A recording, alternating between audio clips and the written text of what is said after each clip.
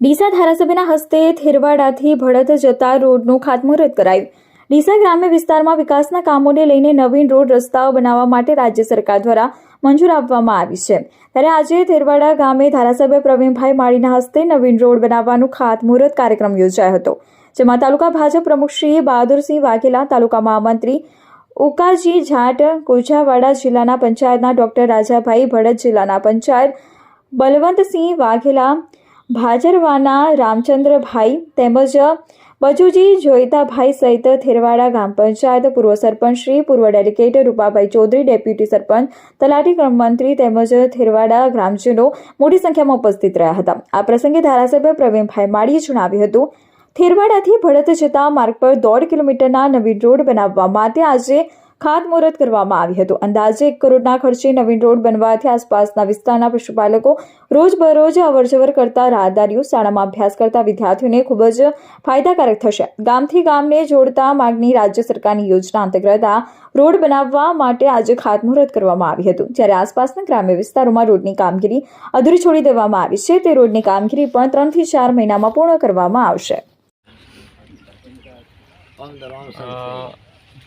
ગુજરાત સરકાર દ્વારા આજે થેરવાડાથી ભડતને જોડતા રોડનું 1.5 કિલોમીટર અંદાજિત 1 કરોડ ને 15 લાખના ખર્ચે આજે ખાતમુહૂર્ત કરવામાં આવ્યું। એ પ્રસંગે સૌ ગામના આગેવાનો, ભારતીય જનતા પાર્ટીના હોદ્દેદારશ્રીઓ, પ્રમુખ મહામંત્રીશ્રીઓ, જિલ્લાના ડેલિગેટશ્રી, ભડતશ્રીના ડેલિગેટશ્રી, કુચાવાડાના ડેલિગેટશ્રી, ગામના આગેવાનો, સરપંચશ્રી સાથે સૌ મળીને આજે સારી સંખ્યાની અંદર ખાતમુહૂર્ત કરવામાં આવ્યું છે। અને જે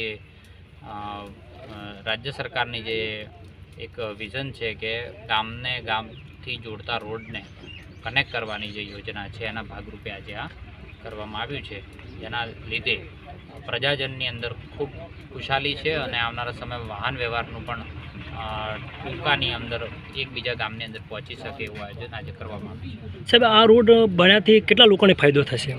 અનેક લોકોને દૂધના વેપાર સાથે જોડાયેલા છે, બજાર આવવા માટે, એકબીજા ગામથી જોડવા માટે, જે શિક્ષણ માટે જવું હોય એમના માટે, એમ તમામ લોકોને ઉપયોગી થવાનું છે। આજુબાજુ ગામના જોડતા રોડનું કામગીરી અધૂરી છે, આ કેટલા દિવસમાં પૂરી થશે? બધી જ મને એમ લાગે છે કે આવનારા 3-4 મહિનાની અંદર તો તમામ રોડો જેટલા પણ પેન્ડિંગ પડ્યા છે જે 2021ના, એ તમામનું નિરાકરણ લાઈન રાજ્ય સરકારે ફરીથી જેના કોન્ટ્રાક્ટર કામ ના કરતા હોય એના રિવાઇઝ ટેન્ડર કરીને બધાના જોબ નંબર મંજૂર કરી દીધા છે। ઓકે।